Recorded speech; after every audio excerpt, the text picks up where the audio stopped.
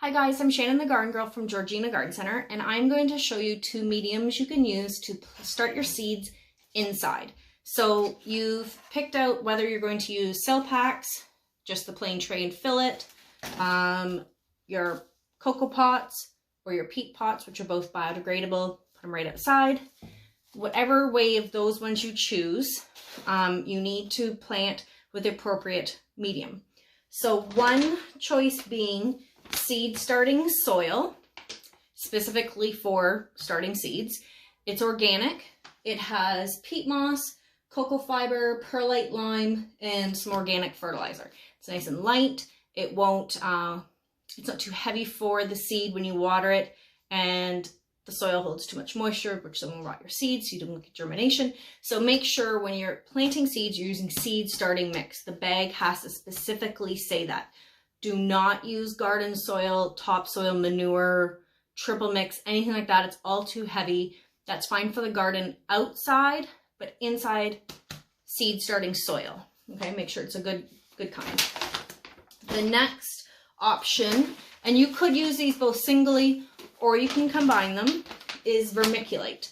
Vermiculite is a mined mineral, and you can use it alone in here. It will depend on your seed, which one, if you can use it alone or not. Or you can use the seed starting soil, put that all in, put your seed, then the vermiculite to cover. And that's good for things, well, let's say I have a patch of catgrass here that I've already started. They don't like to be really covered, the seed, and each pack of seed will tell you how deep to plant it. So if something says lightly cover, you could lightly cover with vermiculite.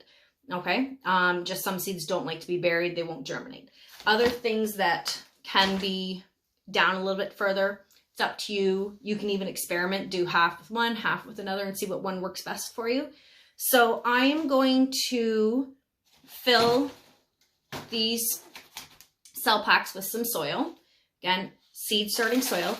One other thing, when you're planting seeds, don't use old or already used soil. Always make sure it's fresh soil.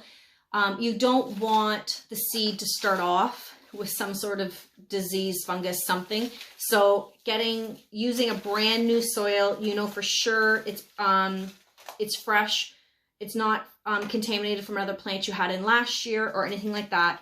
And what you can do with the seed starting soil when you're done is most likely it's going to go into the garden anyways with the plant. But if you do have extra that kind of fell off the plant, whatever, just work it into a pot later or the garden. But never ever reuse seed soil to start seeds. Okay.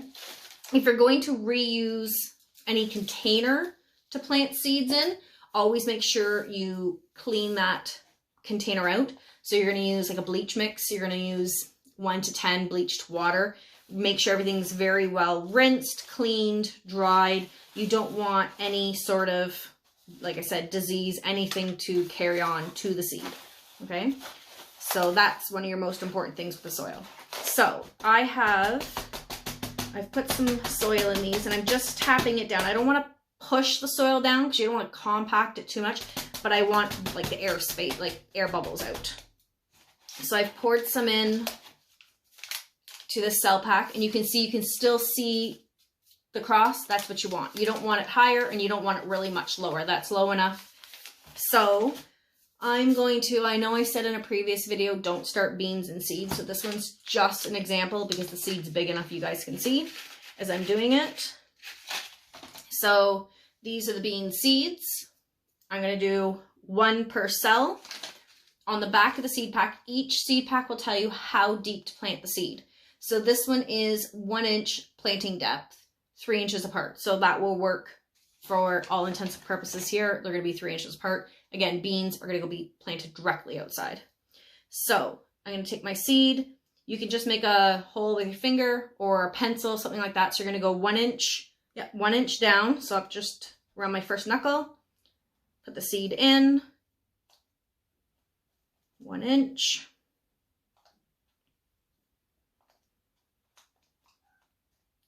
And then I'm going to lightly cover that hole just so you can't see it. down.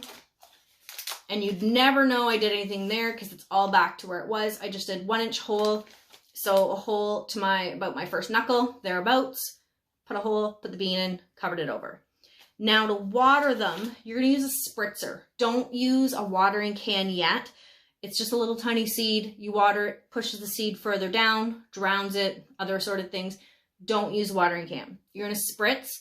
If your kit comes with a dome, you put the dome on top after you spritz. But you want to keep this moist, constantly moist, not soaking, just constantly moist. As soon as the soil looks like it's starting to dry out, mist it all again, depending on how warm your house is or what spot you have it in. You may have to do this a couple times a day. So check in the morning, check in the afternoon if you're home still. But just keep an eye on that it stays moist. Again, not soaking, but moist. And then as soon as it germinates, if you have a dome, you can take the dome off. If you don't have a dome, you could use some saran wrap or some sort of plastic wrap over top just until it germinates and take it off. Once it germinates, then you could use a watering can, but err on the side of caution with how much water you're giving it. Again, you don't want to soak it. It is just a little area of soil that you're going to be wetting. So it's not like you're drowning the things like you would with hanging baskets and things. And that's as easy as it is. It's not much harder, if it's not hard at all. So you're going to fill those cell packs or the tray. What you should do too, because once you get a whole bunch of things, to say I'm not going to do a whole tray of beans, I want to do different things. You could, here they are here. You should, not could. You should mark them. Now, I have plastic markers here. You could use if you have popsicle sticks at home or something like that, but you want something that's not going to end up biodegrading in the soil because there is moisture in there. Something is going to rot. Use a permanent marker when writing on this because again, any moisture, if these go outside, you don't want it to wash off. So you can write down what you've planted in there, put it in. If you're doing succession planting, you could put the date on there too. But anything like that, just to mark what you've planted. Just so you remember, so it's not a surprise when it comes up.